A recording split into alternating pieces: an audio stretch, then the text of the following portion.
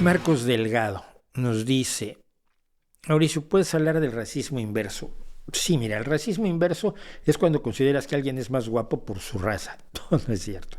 Pero sería la única definición medianamente razonable, ¿no? Racismo inverso es que en vez de denigrar a alguien por el color o tono de su piel o por lo que tú percibes como su raza, partiendo de la base que las razas no existen, cada vez que yo diga raza, escuchen ustedes aquello que usted percibe como raza o aquello que tales personas perciben como raza, porque no existe. Las razas no existen. Si fuéramos perros, todos seríamos Cocker Spaniels. Unos blancos, otros negros, otros marrones, pero todos seríamos Cocker Spaniels. Digo, pues, sobre todo porque siempre se dice, es que las razas de los perros, sí, pero no. Si fuéramos perros, todos seríamos Cocker Spaniels. El racismo es la discriminación por la raza percibida, el denigrar a alguien en considerarlo inferior o considerar que tiene ciertas características generalmente negativas, pero no forzosamente negativas, debido a lo que percibimos como su raza. Por ejemplo, en Estados Unidos ahora está la idea de que los asiáticos son buenos para las matemáticas. ¿Es racismo? Sí, sí es racismo. Porque imagínate que tú eres malísimo para las matemáticas, pero tus padres son chinos. Pues te van a empezar a exigir que resuelvas integrales y derivadas cuando tú en álgebra 1 estás todavía luchando. Entonces, esa es la idea del racismo, el asociar una característica de personalidad, de actitud, de comportamiento intelectual, positiva o negativa, o de cualquier otro tipo a la pertenencia percibida a una raza. Así se define el racismo siempre. No, no siempre. Al aparecer los postmodernos y los woks, pretenden cambiar la definición de racismo. ¿En qué sentido? Bueno, como ellos viven bebiendo del manantial de gente como Foucault, y Foucault establece que todo en el mundo son relaciones de poder y todo en el mundo es una cárcel, y esto es el origen de mucho del lloriqueo que vemos en ciertos espacios. Si todos son relaciones de poder, el racismo tiene que ser una relación de poder, pero una relación de poder entre razas. Es decir, si históricamente los negros fueron esclavos en los Estados Unidos, esto significa que el racismo es el desprecio de los blancos hacia los negros, de todos los blancos hacia todos los negros. Si un patrón negro desprecia a un trabajador blanco y le hace la vida imposible por ser blanco, eso no es racismo. Porque es una relación de poder individual, pero lo que importa es la relación de todos. Tú por ser blanco tienes que ser racista, por fuerza, porque tú por ser blanco dispones de un poder del que no disponen los negros. Es decir, yo frente a Obama, o frente a Nelson Mandela, o frente a LeBron James, el poderoso soy yo. Si puedes creer eso, puedes creer todos los cuentos del postestructuralismo y del wokismo.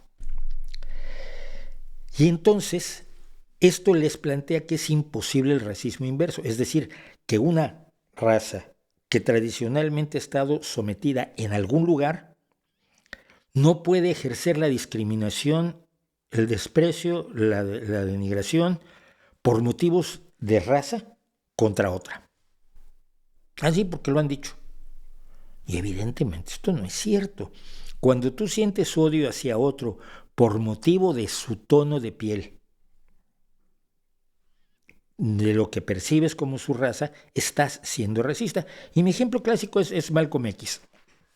Malcolm X es un hombre que estuvo en la Nación del Islam en los Estados Unidos y que luchó en favor de los derechos civiles, pero siempre pensando que lo que había que hacer era la revolución y separarse de los blancos.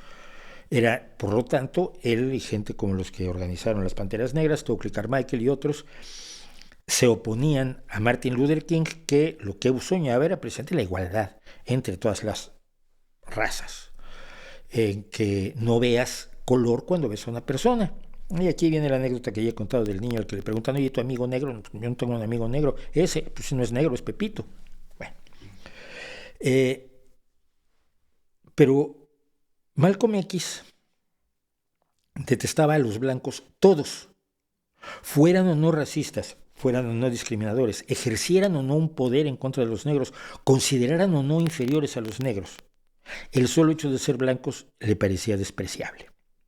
Para mí eso es racismo, y yo creo que para cualquier definición razonable. Cuando la Nación del Islam invita al partido nazi de los Estados Unidos a poner a uno de sus congresos, y allí tiene sentados a los nazis en medio de una reunión de la Nación del Islam, porque tenían los mismos ideales, decía Elijah Mohammed, el que era el líder de la Nación del Islam, y que parece que finalmente fue el que mandó a matar a Malcolm X, porque decía Elijah Mohammed, nosotros queremos separarnos de los blancos y ustedes quieren separarse de los negros, hombre, pongámonos de acuerdo y separémonos. Promovemos el ideal nazi, ustedes promueven el ideal de la Nación del Islam y finalmente lograremos tener dos países segregados, separados, donde los negros no estén con los blancos y los blancos no estén con los negros.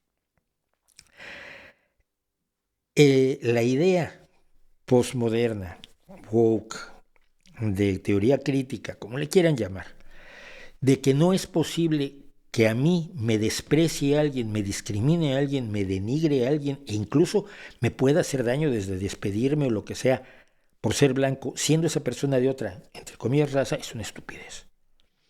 No se aplica a la realidad.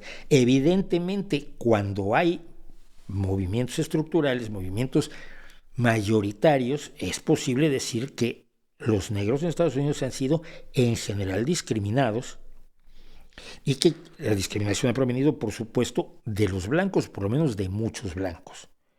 Pero eso no vale para decir que cada blanco es un racista, ni para decir que cualquier negro es una víctima del racismo cuando puede ser un victimario. Las generalidades de promedios mayoritarias estadísticas nos permiten entender a las sociedades, pero es un error aplicarlas a las individualidades. No lo puedo ver de otro modo y seguramente me van a poner verde por esto. Pero entonces, eso es a lo que llaman racismo inverso. Yo no creo que exista. Yo creo que existe el racismo o existe la idea de que todos somos iguales y que cuando tienes un amigo no tienes por qué ver su color. Y esto se aplica para mi amigo Wong, para mi sobrina, que ahora es Watson, fue adoptada, para mi hijo, para toda la gente que me rodea, que me ha rodeado en la vida y cuyo color no ha sido determinante para cómo yo los veo. Creo que es posible. Algunos dicen que es imposible, que el racismo es estructural, es indestructible en el tiempo y que por eso solo queda separarnos por identidades. Horrores del mundo de las identidades.